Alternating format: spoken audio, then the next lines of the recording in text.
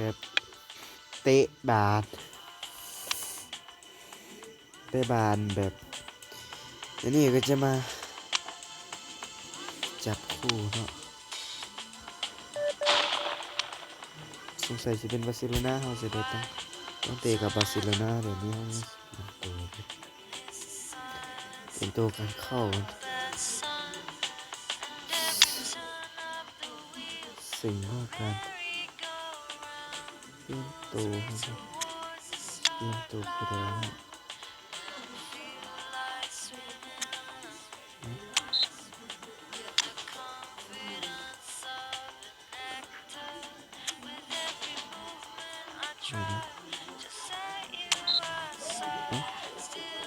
มาเรื่องเลยมาเสียงตัวนี้ใช่ไหม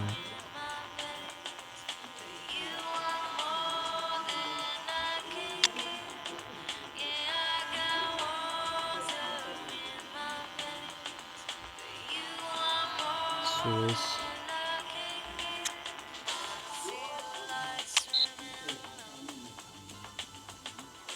กับเหลี่ยมกับเหลี่ยมไม่เข้ามาโอเค4เป็นทิศ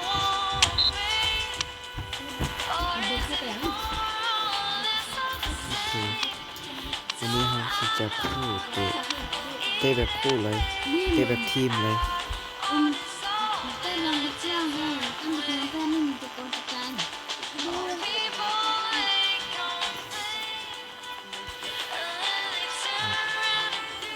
บาร์เซโลนานะเขาต้องเตะกับบาร์เซโลนาโอเคบ่ฮู้ว่าสเตปเพื่อเล็กสนะก็บ่ฮู้เด้อหากประลองฝีมือกับบาร์เซโลนาทีมบาร์เซโลนา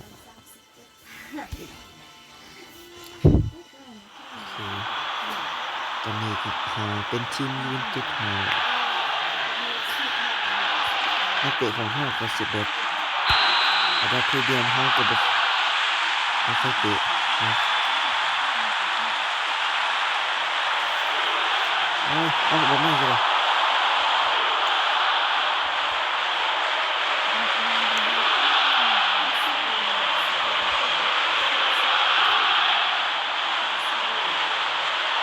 คริสเตียโนโรนัลโดเล่น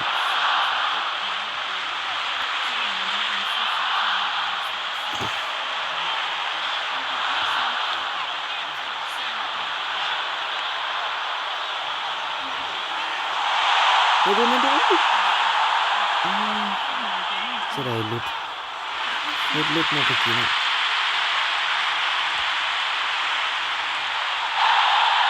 มาขึ้นไม่เหรอเนี่ยเอาเป็นเรื่องเลยเปลี่ยนเป็นการเปลี่ยนนะครับยูบาร่าสำคัญ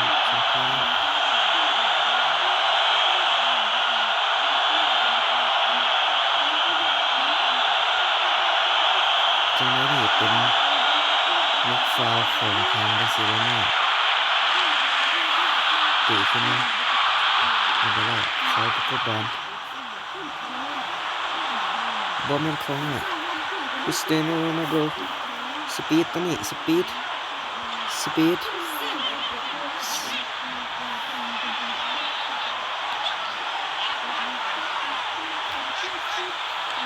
นี่นะมูดิตเบาเกินไปคิดว่าจะส่งให้ดีเลย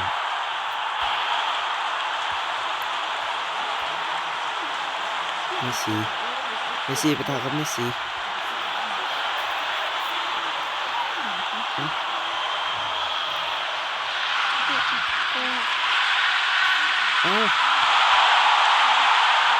เกือบเข้า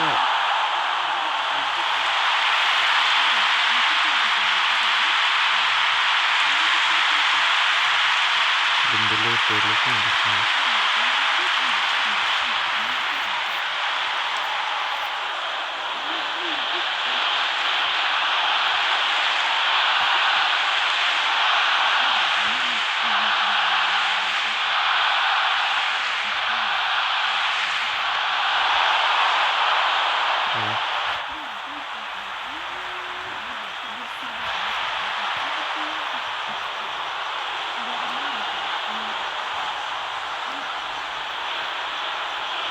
ตลาด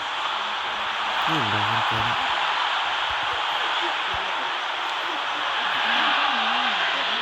เซเลตัน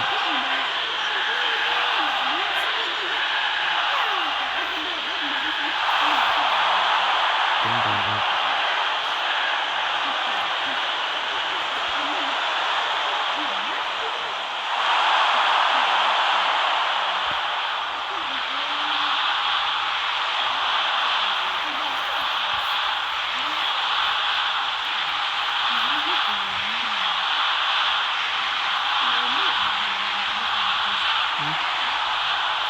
เอา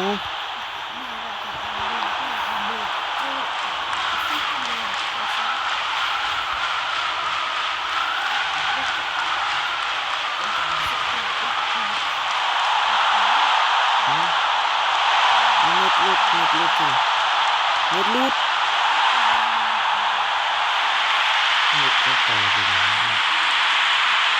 บางเกมมีสิบางเกมเน็ตลุดไปเกมนี้ก็มีเกมเน็ตลุดไป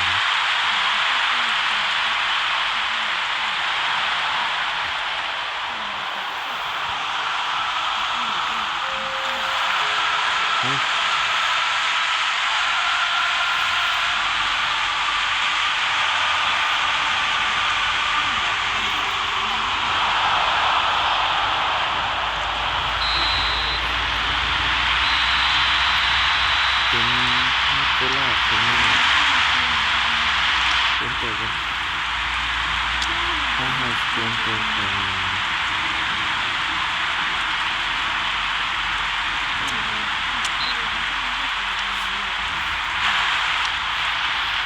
มันเป็นเด็กนั่นสลัดกันเขาสกัดไว้ไม่ใช่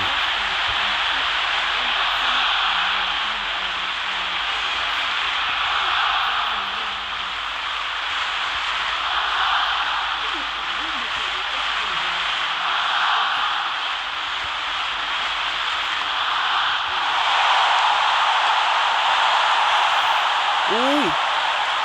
อ้าวสุดยอดตามก็บ้าไปเอาตาม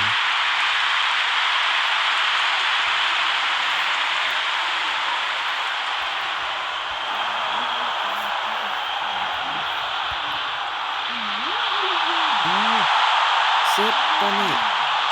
โอ้ยบุกเข้าโอ้คริสแมนหาย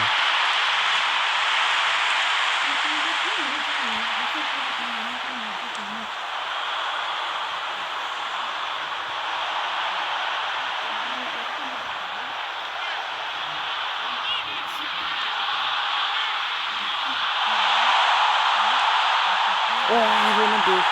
ยิ่งไกลเกินเป็นหนึ่งคือเบอร์นี่ประมาณนี้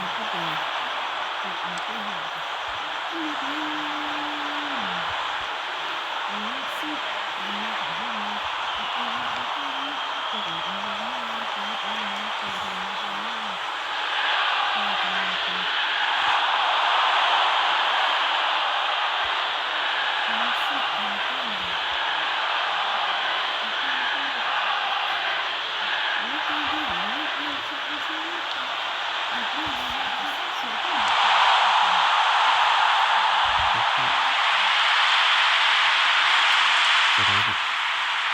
อาร์เซนอลโคตรเก่งเลยเป็นทีมเวิร์กทีมได้เส้นว่าเสมอเลย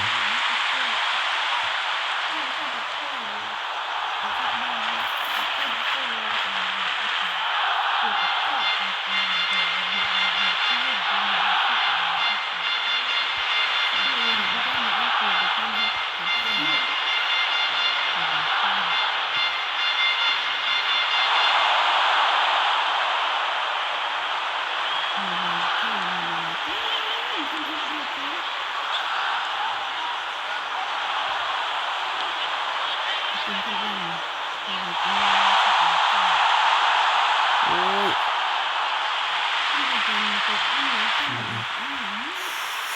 ริ่มดูเกือบหนึ่งตะกี้มาดูขันรถมาดู โอ้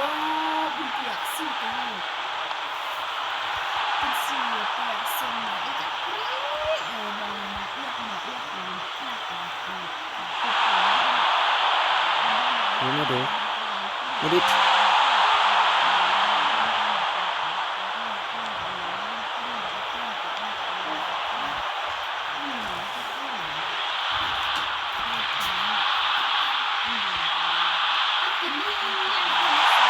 โอ้ใครจะได้จะล้ำหน้าเลยตะกี้มันจะล้ำหน้าเดี๋ยวเราจะล้ำหน้า